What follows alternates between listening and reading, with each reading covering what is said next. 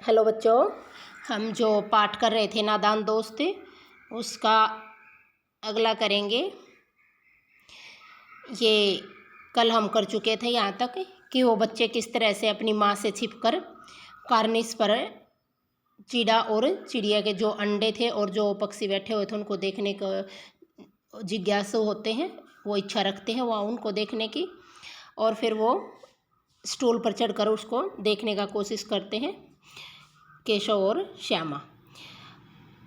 तो वो अगर यहाँ तक कर चुके थे हम कि अगर स्टूल को ठीक नहीं पकड़ेगी तो वो उसके पिटाई करेगा, उतर कर उसे मारेगा। ये यहाँ तक कर चुके थे हम। मगर बेचारी श्यामा का दिल तो ऊपर कार्निस पर था। वो भी चाहती थी कि वो भी छज्जे पर चढ़कर उन अंडों को देखे।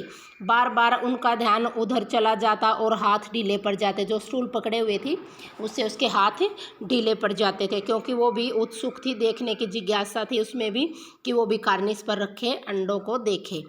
केशव ने ज्यों ही कार्निस पर हाथ रखा दोनों चिड़ियाँ उड़ गई, और जैसे वो ऊपर कार्निस यानी कि छज्जे पर हाथ रखा तो चिड़िया उड़कर वहाँ से फुर हो गई।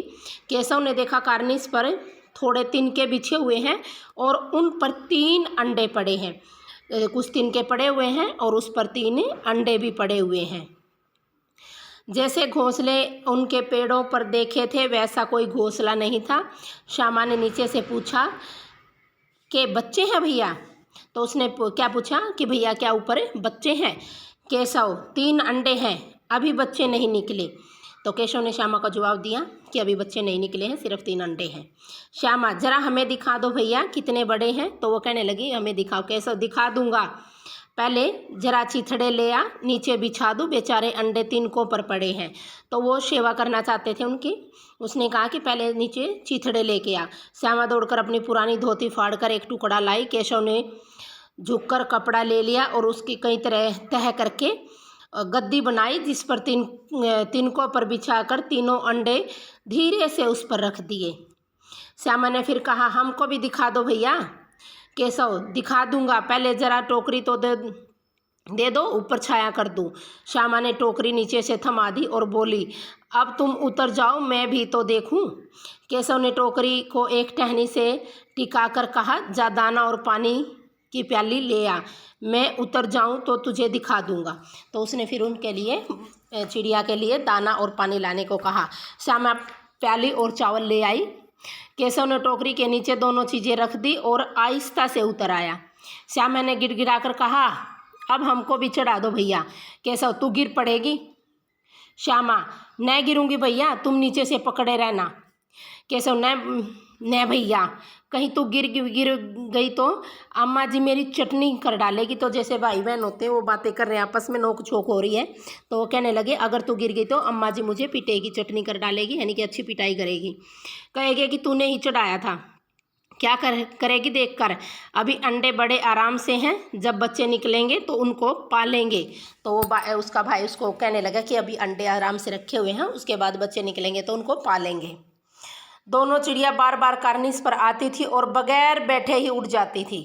केशव ने सोचा हम लोगों के डर से नहीं बैठती, तो वो बिना बैठे अंडों के पास नहीं बैठती थी और उड़ जाती थी।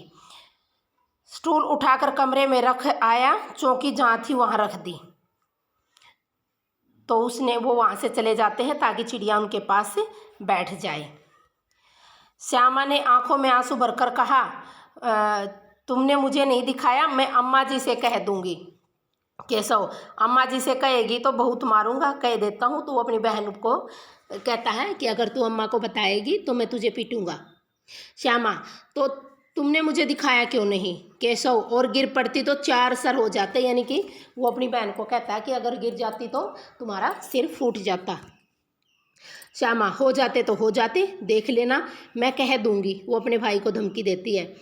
इतने में जो कोठरी का दरवाज़ा खुला और माँ ने धूप में से आँखों को बचाते हुए कहा तुम दोनों बाहर कब निकल आए?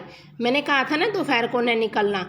किसने किवाड़ खोला? तो जैसे ही उनके दरवाज़ा खुलता है अम्मा बाहर आती है और वो उनको डांटते हुए कहते हैं कि तुम क्यों आए? मैंने मना किया था दोपहर को बाहर निकलने से, लेकिन किसने किवाड़ खोला? किवाड़ केशव ने खोला था, लेकिन श्यामा ने माँ से यह बात नहीं कही। उसे डर था, लगा कि भैया पीट जाएंगे, अगर वो बताएगी तो वो भैया की पिटाई से वो डरती थी। केशव दिल से कांप रहा था, कहीं श्यामा कह ना दे। अंडे न दिखाए थे और उसको केशव को भी डर था कि उसकी बहन श्यामा कहीं उनकी अम्मा को ना बता दे, क्योंकि उसने अंडे भी नहीं दिखाए थे उसको। इससे अब उनको श्यामा पर विश्वास न था। श्यामा सिर्फ मोहब्बत के मारे चुप थी या इस कसूर में हिस्सेदार होने की वजह से, इनका फैसला नहीं किया जा सकता। श्यामा दोनों ही बातें थी, या तो अपने भाई से वो बहुत प्यार करती थी इसलिए चुप थी, या जो कार्निस पर अंडे देखने में दोनों हिस्सेदार थे इस वजह से। इसके बारे में कुछ नहीं कहा जा सकता, क्योंकि वो भी साथ में ही गुनहगार थी। माँ ने दोनों को डांट डपट कर फिर कमरे में बंद कर दिया और आप धीरे धीरे उन्हें पंखा झेलने लगी, यानी कि हवा करने लगी उनको। अभी सिर्फ 2 बजे थे, बाहर तेज लू चल रही थी। अब दोनों बच्चों को नींद आ गई। 4 बजे यकायक होता बेटा अचानक श्यामा की नींद खुली। किवाड़ खुले हुए थे।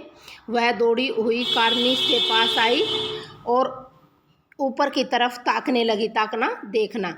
तो वो कार्निस के पास आई और वो देखने लगी ऊपर। टोकरी का पता न था। संयोग से उसकी नज़र नीचे गई और वह उल्टे पांव दौड़ती हुई कमरे में जाकर जोर से बोली, भैया अंडे तो नीचे पड़े हैं, बच्चे उड़ गए। तो उसने यही सोचा कि अंडे फूटे हुए हैं तो इसका मतलब उनमें से बच्चे निकल चुके हैं। तो वो अपने भाई को ये बताने के लिए आती है। केशव घबराकर उठा और दौड़ा हुआ बाहर आया तो देखता है कि तीनों अंडे नीचे टूटे पड़े हैं। उनमें कोई चूने की सी चीज़, यानी कि उनमें से कुछ निकला हुआ है, सफ़ेद सफ़ेद सा निकल आई है। पानी की प्याली भी एक तरफ टूटी पड़ी थी। जो उन्होंने बच्चों ने पक्षियों के लिए जो पानी रखा था वो भी प्याली टूटी हुई पड़ी थी। उनके चेहरे का रंग उड़ गया। रंग उड़ जाना, घबरा जाना। सहमी हुई आंखों से जमीन की तरफ देखने लगा। श्यामा ने पूछा, बच्चे कहाँ उड़ गए भैया? केशव ने करुण स्वर में, करुण होता दया भरी आवाज़ में कहा, अंडे तो फूट गए श्यामा, और बच्चे कहाँ गए? केशव, तेरे सर में देखती नहीं है कि अंडों में से उजला उजला, यानी कि सफ़ेद सफ़ेद पानी निकल आया है।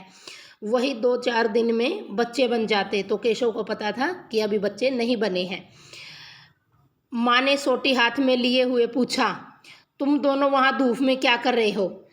सोटी यानी कि वो कुछ लिए हुए थे हाथ में, ये लकड़ी का एक गुटका होता है वो। तो माँ ने पूछा कि तुम दोनों धूप में क्या कर रहे हो? श्यामा ने कहा, अम्मा जी चिड़िया के अंडे टूटे पड़े हैं। माँ ने आकर टूटे हुए अंडों को देखा और गुस्से से बोली, तुम लोगों ने अंडों को छुआ होगा। तो माँ ने समझ गई थी वो माँ कि तुमने ज़रूर इन अंडों को छुआ होगा, यानी कि स्पर्श किया होगा। अब तो श्यामा को भैया पर जरा भी तरस न आया। उसी ने शायद अंडों को इस तरह रख दिया था कि नीचे गिर पड़े। तो वो श्यामा कहने लगी अपनी माँ से कि इसने ना इस तरह अंडों को रखा कि वो नीचे गिर गए होंगे, इसके उसे सज़ा मिलनी चाहिए। बोली, इन्होंने अंडों को छेड़ा था अम्मा जी। तो वो श्यामा ने अपने भाई पर तरस भी नहीं आया और उसने सारा कुछ अम्मा को बता दिया। माँ ने केशव से पूछा, क्यों रे? केशव भीगी बिल्ली यानी कि डरा हुआ बना खड़ा रहा, बिल्कुल सहमा हुआ, डरा हुआ खड़ा था। माँ तू वहाँ पहुँचा कैसे? तो फिर माँ पूछने लगी, तू कार्निस पर तेरा हाथ कैसे पहुँचा? तो श्यामा, चौकी पर स्टूल रखकर चढ़े अम्मा जी। तो श्यामा कहने लगती है, अम्मा जी चौकी पर ही वो स्टूल रखकर ऊपर चढ़े थे। केशव, तू स्टूल था, मैं नहीं खड़ी थी। तो केशव ने अब श्यामा के बारे में बता दिया कि तूने ही तो स्टूल पकड़े हुआ था। श्यामा, तुम्ही ने तो कहा था। माँ, तू इतना बड़ा हुआ, तुझे अभी इतना भी मालूम नहीं कि छूने से चिड़िया के अंडे गंदे हो जाते हैं और चिड़िया फिर उन्हें नहीं सेती। ये याद रखना बेटा, ये लाइन कि चिड़िया के अंडे छूने से गंदे हो जाते हैं और फिर चिड़िया उन्हें नहीं सेती। सेना क्या होता बेटा? फिर उनमें से वो बच्चे नहीं निकालती, क्योंकि उनको वो फोड़ देती है फिर। ठीक है, इसलिए हमें अंडों को नहीं छूना चाहिए। श्यामा ने डरते पूछा, तो चिड़िया ने अंडे गिरा दिए अम्मा जी? तो श्यामा ने कहा, क्या इसका मतलब चिड़िया ने वैसे ही गिरा दिए? माँ, और क्या करती? केशव के सिर पर इसका पाप पड़ेगा। जैसे अम्मा को भी गुस्सा आ रहा था तो वो कहने लगी कि भाई इसका गुनहगार कौन है? केशव है, और इसके सिर पर इसका पाप पड़ेगा। हाय हाय 3 जाने ले ली दुष्ट ने। तो कहने लगी भाई इसने तो निर्दयी ने तीन यानी कि 3 बच्चे बनने थे इन अंडों में से, तो इसलिए 3 जाने लेने का कसूरवार कौन है? केशव। केशव रोनी सूरत बनाकर बोला, मैंने तो सिर्फ अंडों को गद्दी पर रख दिया था अम्मा जी। तो वो बताने लगा कि अम्मा जी मैंने तो सिर्फ अंडों को गद्दी पर, यानी कि हमने तो उसकी सेवा की थी एक किस्म से। माँ को हंसी आई, मगर माँ को उन बच्चों की बातों पर हंसी आई। ठीक है। मगर केशव कई दिनों तक अपनी गलती पर अफसोस करता रहा। उसको बड़ा दुख हुआ उस पर, अंडों को फोड़े जाने पर। अंडों की हिफाजत करने की जोग में, यानी कि यतन, जो क्या प्रयास, प्रयत्न, यतन करने, वो हिफाजत, उनकी रक्षा करने के कारण वो करना क्या चाहते थे बेटा? उन अंडों की हिफाजत करना चाहते थे, लेकिन उसने उनका सत्यानाश कर दिया। वो क्या प्रयत्न था उनका? उनकी हिफाजत करना। हिफाजत होता है रक्षा, और जोग होता है प्रयत्न, यानी कि रक्षा करने के प्रयत्न में उनका सत्यानाश कर डाला। करना तो वो उन अंडों की हिफाजत रहे थे, रक्षा करना चाह रहे थे, लेकिन उनके कारण उन्होंने सत्यानाश, यानी कि उनके छूने के कारण चिड़िया ने उन्होंने फोड़ दिया था इनको, अंडों को, इसलिए उनका सत्यानाश, यानी कि नष्ट हो गए थे वो। इसे याद कर कर कर वो कभी कभी रो भी पड़ता था, यानी कि उसको अपने किए पर अफसोस था। दोनों चिड़िया वहाँ फिर न दिखाई दी। अब वो दोनों चिड़ियों भी अपने अंडों को फोड़े जाने पर अफसोस हुआ, उनका भी, पक्षियों को भी बड़ा दुख हुआ, इसलिए वो दोबारा वहाँ पर नहीं दिखाई दी। धन्यवाद।